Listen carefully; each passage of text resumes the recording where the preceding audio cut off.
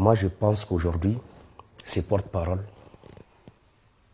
s'affichent et affichent sa raison d'être, tout sauf malien. Il ne peut pas représenter les Touaregs. Ces porte-paroles, si on fouille un peu, comme le Mali dans les années passées a été un pays, entre guillemets, de laisser aller, si on fouille son passé, tout de suite on ne verra même pas qu'il n'a jamais été malien dans sa vie, ces porte-paroles. Il n'a jamais été malien. Et pour la petite histoire, pas lui seulement, si vous regardez toute la composition du Front de libération de l'Azawad, personnalité par personnalité, ils n'ont jamais un instant eu le souci du Mali et même le Nord en question parce qu'ils n'ont jamais eu le souci de la population qui se trouve plus forte, dire qu'aujourd'hui ils représentent les Touaregs. Il faut avoir le souci d'une personne pour dire que tu la représentes. Nous savons c'est un jeu. Et aujourd'hui, ceux qui prétendent à un moment donné dans ce lycée aller avoir la nationalité malienne, qui sont retrouvés à l'extérieur, se permettent à travers des pays étrangers ou bien des sponsors qualifier notre crise de tous les maux. C'est une crise qui nous a été imposée. Nous savons que c'est des gens instrumentalisés. Je dis bien, vous pouvez à partir d'aujourd'hui commencer à fouiller tous les leaders, fouiller leur passé.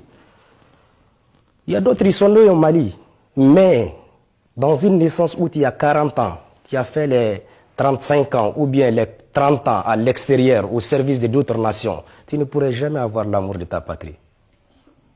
Voici un peu donc qu'il ne représente pas la représentativité du monde Touareg. Aujourd'hui, est en train de travailler à pied d'œuvre sur tous les plans aux côtés de l'État malien, aux côtés des populations, assister les souffrances des populations et parler le langage de celui qu'il faut aujourd'hui pour faire comprendre l'opinion nationale et internationale que vraiment il n'y a pas un problème de Touareg au Mali. Aucun Touareg n'est persécuté au Mali.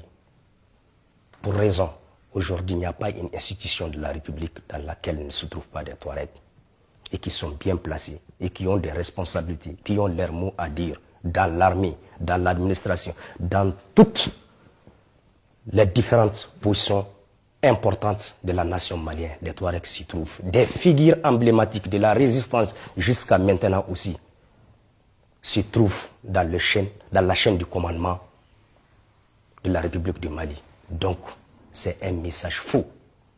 C'est un message à des objectifs vraiment obscurs. Du MNLA jusqu'à là où ils sont. C'est toute une fabrication des pays étrangers, des puissances, des trafiquants, des hommes puissants qui les ont fabriqués comme on peut fabriquer un objet. Ils sont à la merci. Aucun Dieu ne jouit de sa propre décision à lui. Ah bon? Aucun Dieu ne jouit de sa propre. Aucun Dieu ne jouit. Ils sont tous sans exception téléguidés comme une télé. Leur commande se trouve ailleurs. Le Mali n'en veut à personne. Le Mali voudrait assez que si tu es sans Malien, viens, tu peux être là. Mais le Mali n'en peut plus supporter, fermer les yeux à ce que tu ailles à travers le monde, transporter tous les déchets à travers le monde, venir les jeter au Mali. Nous en réjouissons vraiment, vraiment, vraiment des nouveaux responsables qu'on a eu, qui disent non à ça et qui ont compris la voie par laquelle il faut arrêter l'hémorragie. Il faut arrêter les laisser aller. Parce qu'un État n'est pas un grain. Un État, c'est toute une responsabilité. Un État, c'est de mettre les enfants de la nation au même pied d'égalité. C'est pour ça que vous voyez, ils ont géré tout. Ils ont géré tout ce qui leur vient en tête. Ce qui s'est passé récemment, je vous dis que c'est quelque chose qui se resterait gravé dans la mémoire.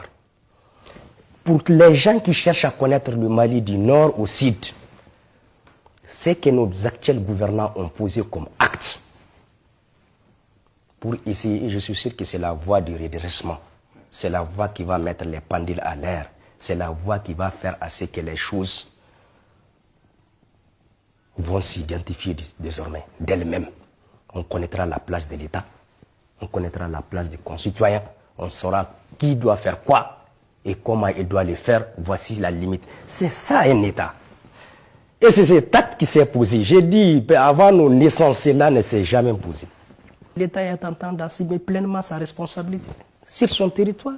Il ne distingue pas les enfants du Mali. Ils sont tous les mêmes. Il est garant de tous les citoyens.